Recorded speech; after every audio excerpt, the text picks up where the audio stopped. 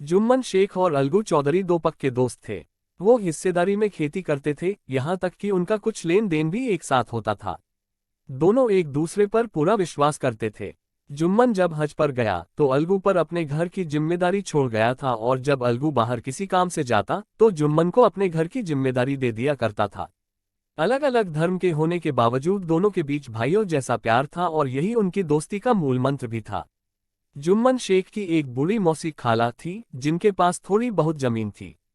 जुम्मन के अलावा उसका कोई नहीं था। जुम्मन ने किसी तरीके से वो जमीन अपने नाम करवा ली थी। जमीन की रजिस्ट्री जुम्मन के नाम न होने तक मौसी का खूब ख्याल रखा गया। अच्छा खाना, अच्छा व्यवहार व आदर सब मिलता था, लेकिन एक बार जब रजिस्ट्री हुई तो ये सब भी जाता रहा। जुम्मन की बीवी रोटियों के साथ मौसी को ताने देने लगी। जुम्मन शेख भी कुछ नहीं कहता। जुम्मन की मौसी को उसकी बहू ताने मारती, 2-3 बीघा जमीन क्या दे दी, मानो मोल ही ले लिया हो। मौसी ने कुछ दिन तक तो ये सहा, लेकिन जब उससे रहा नहीं गया तो उसने इसकी शिकायत जुम्मन से कर दी, लेकिन जुम्मन ने औरतों के मामले में दखल देना सही नहीं समझा। कुछ दिन तक तो ये सब यूं ही चलता रहा, लेकिन जब मौसी से ये सब सहा नहीं गया तो उसने जुम्मन से कहा, बेटा अब मेरा तुम्हारे साथ निभ नहीं पाएगा। एक काम करो, मुझे हर महीने पैसे दे दिया करो, मैं अपना गुजारा कर लूंगी। जुम्मन ने बड़े ही रूखेपन से जवाब देते हुए कहा, पैसे क्या पेड़ पर लगते हैं। मौसी ने बड़े ही नम्र भाव से कहा, मेरे पास रोजी रोटी के लिए कुछ तो होना चाहिए। पर जुम्मन मुकर गया। इस पर मौसी गुस्सा हो गई और उसने पंचायत करने की धमकी दे दी। इस पर जुम्मन हंसा और बोला, हाँ जरूर करो पंचायत, फैसला हो ही जाए, मैं भी कब तक ये सब सहता रहूंगा। जुम्मन को पूरा भरोसा था कि पंचायत का फैसला उसके ही पक्ष में जाएगा। आसपास के गांव में ऐसा कोई नहीं था जो जुम्मन के एहसानों तले दबा ना हो। कोई उससे बिगड़ना भला क्यों चाहेगा। उसे अपनी जीत पर कोई संदेह नहीं था, क्योंकि आसमान से फरिश्ते तो पंचायत करने आएंगे नहीं। इस बीच बेचारी मौसी हाथ में लाठी लिए एक गांव से दूसरे गांव दौड़ती रही। एक एक कदम चलना मुश्किल हो रहा था, लेकिन अब बात आन पड़ी थी तो उसका निर्णय होना तो जरूरी था। गांव में शायद ही ऐसा कोई शख्स होगा जिसको बुढ़िया ने अपना दुखड़ा ना सुनाया हो। किसी ने तो बुढ़िया की बातों को ऊपर ऊपर से ही सुना, तो किसी ने उसके प्रति अपनी संवेदनाएं दिखाई। ऐसे बहुत ही कम लोग थे जिन्होंने बुढ़िया की बातों को गौर से सुना हो। सब तरफ घूम घाम के अंत में बुढ़िया अलगू चौधरी के पास पहुंची। अपनी लाठी किनारे रखते हुए उसने अलगू से कहा, बेटा तुम भी मेरी पंचायत में आना। अलगू ने कहा, मुझे बुलाकर क्या करोगी मौसी, गांव के और लोग तो आएंगे ही। मौसी बोली, अपनी मुसीबत का रोना सबके आगे रो आई, अब आना न आना उनके अधिकार में है। इस पर अलगू ने कहा, आने को तो आ जाऊंगा मौसी, पर वहां मैं कुछ बोलूंगा नहीं। मौसी ने पूछा, क्यों। जवाब में अलगू ने कहा, जुम्मन मेरा पुराना दोस्त है और मैं उसके साथ अपना रिश्ता बिगाड़ नहीं सकता। मौसी बोली, तो क्या बिगड़ने के डर से अपने दिल की नहीं कहोगे वहां। अलगू मौसी के इस सवाल का जवाब नहीं दे सका, लेकिन उसके दिलो दिमाग में यह सवाल बार बार गूंजे जा रहा था। शाम के समय पंचायत बैठी। जुम्मन ने पहले से ही पंचायत के बैठने के लिए इंतजाम कर रखा था। पंचायत शुरू हुई और बूढ़ी मौसी ने पंचों से निवेदन करते हुए कहा, पंचों आज 3 साल हो गए, मैंने अपनी सारी जमीन जुम्मन के नाम कर दी। इसके बदले में इसने मुझे रोटी कपड़ा देना मंजूर किया था। साल भर तो जैसे तैसे काट लिया, पर अब रोज रोज का सहा नहीं जाता। अब मुझे ना तो रोटी मिल रही है और ना ही कपड़ा। अब इस उम्र में कोर्ट कचहरी जा नहीं सकती, ऐसे में तुम लोगों के सिवा मैं किसे अपना दुख बताऊं। तुम्हारा जो फैसला होगा वह मैं मान लूंगी। रामधन मिश्र, जिनके कुछ परिचित असामियों को जुम्मन ने अपने गांव में बसाया था, उन्होंने जुम्मन से पूछा, हाँ मियाँ, तुम किसी पंच को बदलना चाहो तो अभी कर लो, बाद में जो पंच कहेंगे वो फैसला तुम्हें मानना होगा। जुम्मन को फिलहाल सदस्यों में वही लोग दिखाई दे रहे थे जिनसे किसी न किसी कारण उसका मनमुटाव था। जुम्मन ने रामधन मिश्र को उत्तर देते हुए कहा, मेरे लिए पंचों का हुक्म अल्लाह के हुक्म की तरह है, मुझे कोई आपत्ति नहीं। इस पर बूढ़ी मौसी जुम्मन से बोली, पंच किसी के दोस्त या फिर दुश्मन नहीं होते।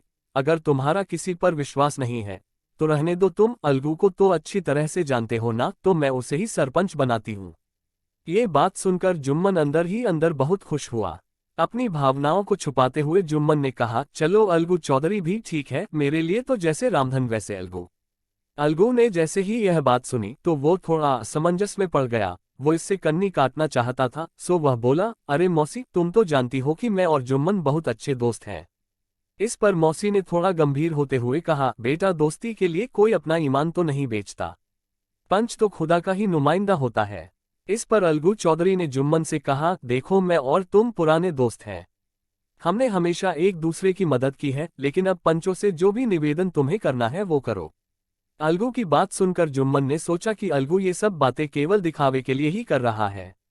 इसलिए जुम्मन पूरे विश्वास के साथ बोला, पंचों मेरी मौसी ने अपनी जमीन मेरे नाम कर दी थी, इसके बदले में मैंने उनका ख्याल रखना कबूल किया था। इस बात का खुदा गवाह है कि मैंने आज तक अपनी मौसी को किसी तरह की कोई परेशानी नहीं आने दी, लेकिन औरतों में आपस में अनबन रहती है, इसमें मैं क्या कर सकता हूँ। इसके अलावा मौसी मुझसे अब महीने का खर्च अलग से देने को बोल रही हैं।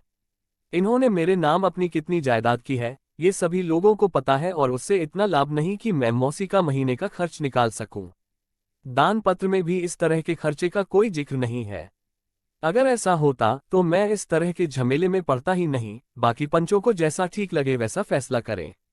Report add. अलगू चौधरी को कभी कभार कचहरी का काम पड़ ही जाता था, इसलिए वो कानून के बारे में अच्छी समझ रखता था और कानून का भी पक्का था। इसलिए उसने जुम्मन से तर्क करना शुरू किए। अलगू का एक एक सवाल जुम्मन को बहुत खटक रहा था। वो इस बात को लेकर हैरान था कि अभी थोड़ी देर पहले तक तो अलगू किस तरह की बातें कर रहा था और अब एकदम से ना जाने उसे क्या हो गया। जुम्मन अभी इसी सोच विचार में था कि इतने में अलगू ने अपना फैसला सुनाया। जुम्मन, पंचों ने तमाम दलीलों को ध्यान में रखते हुए ये निष्कर्ष निकाला है कि मौसी को तुम्हें हर महीने खर्चा देना ही पड़ेगा। अगर तुम्हें यह फैसला मंजूर नहीं हो तो जो जायदाद को लेकर करारनामा है उसे रद्द समझा जाएगा। फैसला सुनकर जुम्मन के होश उड़ गए। उसे यह समझ नहीं आ रहा था कि यह फैसला उसका दोस्त सुना रहा है या फिर उसका कोई दुश्मन। उसे ऐसा लगा रहा था जैसे उसे किसी ने बहुत बड़ा धोखा दिया हो। अब जुम्मन को बस हर वक्त यही बात खाए जा रही थी कि वो अपने साथ हुए उस धोखे का बदला कब ले। आखिर वो दिन आ ही गया और जुम्मन को अलगू से बदला लेने का मौका भी मिल गया। अलगू बटेसर से बैलों की एक जोड़ी खरीद कर लाया था, जिसमें से एक बैल की मौत हो गई। इस पर जुम्मन सबसे कहता फिरता, ये तो उस धोखे की सजा है। इंसान चाहे कुछ भी करे लेकिन वो खुदा सब देखता है।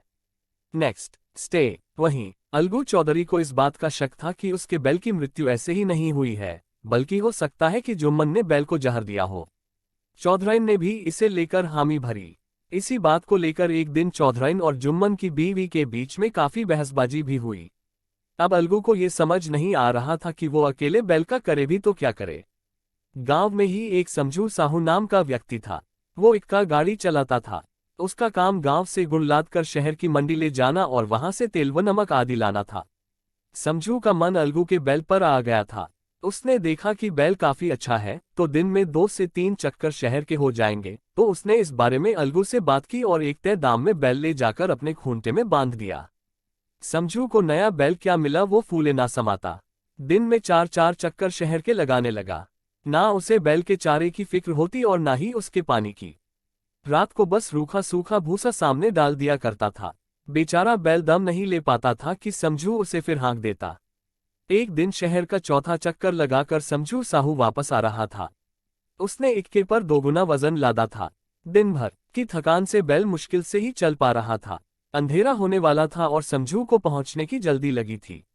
ऐसे में वो उसे कोड़े मारकर भगाता जाता, लेकिन अंत में जानवर से सहा नहीं गया और वो धरती पर गिर पड़ा। बैल गिरा भी ऐसा कि उसने प्राण छोड़ दिए। दिन भर के चक्कर लगाने के बाद साहू जी के पास कोई 250 रुपये कमाई बनी थी, जो उसकी कमर में बंधी थी। इसके अलावा नमक के बोरे भी गाड़ी में थे। ऐसे में गाड़ी को छोड़कर भी वो जा नहीं सकता था। इस तरह उसने रात को वहीं रुकने का फैसला किया। पहले हुक्का और फिर चिलम पीकर साहू जी अपनी नींद को भगाने की कोशिश करते रहे, लेकिन ना जाने कब आंख लग गई। जब नींद खुली तो इसके साथ ही होश भी उड़ गए। कमर से बंधी थैली गायब थी। इस घटना को करीब 1 महीना बीत गया। अलगू जब अपने बैल के पैसे लेने साहू जी के पास गया तो मामला ही उल्टा पड़ गया। साहू तो साहू, उसकी बीवी भी उस पर झल्ला पड़ी। साहू बिगड़ते हुए बोला, यहाँ हमारी पूरी कमाई लूट गई और इन्हें अपने पैसों की पड़ी है। कमजोर बैल थमा दिया और अब उसके भी पैसे मांगने चले। अगर तसल्ली नहीं मिलती तो हमारा बैल बाहर बंधा है, उसे ले जाओ, महीना 2 महीना उससे काम करवा लो, इससे ज्यादा क्या लोगे। अलगू पहले तो शांत रहकर मामला दबाने में लगे रहे, लेकिन यहाँ सवाल पैसों का था तो वो भी गुस्सा पड़े। दोनों का शोर सुनकर गांव के और लोग भी इकट्ठा हो गए। दोनों को शांत करवाते हुए उन्हें पंचायत करने की सलाह दे डाली। अलगू चौधरी और समझू साहू दोनों इसे लेकर राजी हो गए। फिर क्या था, घटना के ठीक तीसरे दिन पंचायत बैठी। रामधन मिश्र ने कहा, देर क्यों करें, अपने पंचों का चुनाव कर लो। बोलो अलगू, तुम किसे पंच चुनोगे? अलगू ने कहा, समझू साहू ही इसका निर्णय करें। इस पर समझू खड़ा हुआ और बोला, मैं जुम्मन शेख को चुनता हूं। जुम्मन का नाम सुनते ही अलगू चौधरी पीला पड़ गया। इस पर रामधन ने पूछा, क्यों अलगू, तुम्हें इस बात से कोई आपत्ति तो नहीं? अलगू ने उत्तर दिया, मुझे कोई आपत्ति नहीं है। जुम्मन ने जैसे ही सरपंच का स्थान ग्रहण किया, उसके मन में यह भाव पैदा हुआ कि मैं इस वक्त धर्म के सबसे बड़े स्थान पर बैठा हूं। मैं जो कहूंगा वो अल्लाह की आवाज होगी, इसलिए मुझे सत्य के मार्ग पर ही चलना है। पंचायत शुरू हुई और दोनों पक्षों से सवाल जवाब का सिलसिला भी। इस बात को लेकर सभी की सहमति थी कि समझू को बैल का खरीद मूल्य तो देना ही होगा, लेकिन दो पंच इस बात को लेकर समझू को थोड़ी राहत देना चाहते थे, क्योंकि बैल के मर जाने से उसे भी हानि हुई थी। लेकिन इसके उलट दो पंच समझू पर बैल के मूल्य के अलावा उस पर अतिरिक्त दंड राशि भी लगाना चाहते थे, ताकि कोई दूसरा पशुओं के साथ इस तरह का क्रूर व्यवहार करने से पहले 100 बार सोचे। अंत में जुम्मन खड़ा हुआ और फैसला सुनाते हुए बोला, अलगू चौधरी और समझू साहू पंचों ने पूरे मामले पर अच्छी तरह से सोच विचार कर यह निर्णय लिया है कि समझू साहू अलगू चौधरी को बैल के पूरे पैसे देगा, क्योंकि जब बैल खरीदा गया था तो उसे कोई बीमारी नहीं थी। बैल की मौत उस पर किए जुल्म और कड़े परिश्रम से हुई है। इस पर रामधन मिश्र ने खड़े होते हुए कहा, समझू साहू ने बैल को अपने किए की वजह से मारा है, इसलिए उससे तो अतिरिक्त दंड भी लेना चाहिए। इस पर जुम्मन ने कहा, यह दूसरा मसला है, इसे अभी उठाने का कोई मतलब नहीं। इस पर झगड़ू साहू बोले, पर समझू को भी थोड़ी रियायत तो मिलनी चाहिए। इस पर जुम्मन ने कहा, यह अलगू चौधरी का खुद का फैसला है, अगर वो समझू को रियायत देता है तो यह उसका बड़प्पन होगा। पंचों का यह फैसला सुनकर अलगू चौधरी बहुत खुश हुआ और जोर से नारा लगाते हुए बोला, पंच परमेश्वर की जय। पंचायत में मौजूद सभी लोग अलगू के साथ यह नारा लगाने लगे। हर कोई जुम्मन के न्याय नीति की तारीफ कर रहा था। पंचायत खत्म होने के बाद जुम्मन अलगू के पास आया और रोते हुए उसे गले लगा लिया। जुम्मन बोला, भाई अलगू, जब तुमने मेरी पंचायत का फैसला सुनाया था तो मुझे बहुत बुरा लगा था और तब से मैं तुम्हारा शत्रु बन बैठा था, लेकिन आज मुझे इस बात का एहसास हुआ कि जब हम पंच का स्थान ग्रहण करते हैं तो ना कोई किसी का दोस्त होता है और ना ही दुश्मन। सच और न्याय के सिवा कुछ भी समझ में नहीं आता है। ये बात सुनकर अलगू चौधरी भी रोने लग गया। दोनों के बीच जो बुराई का मैल था वो आंसुओं से धुल गया और दोनों की दोस्ती और पक्की हो गई। कहानी से सीख, जब हमारे हाथ में निर्णय लेने की शक्ति हो तो हमें किसी के साथ पक्षपात नहीं करना चाहिए। एक आदर्श न्यायकर्ता वही है जो सबको समान रूप से देखे।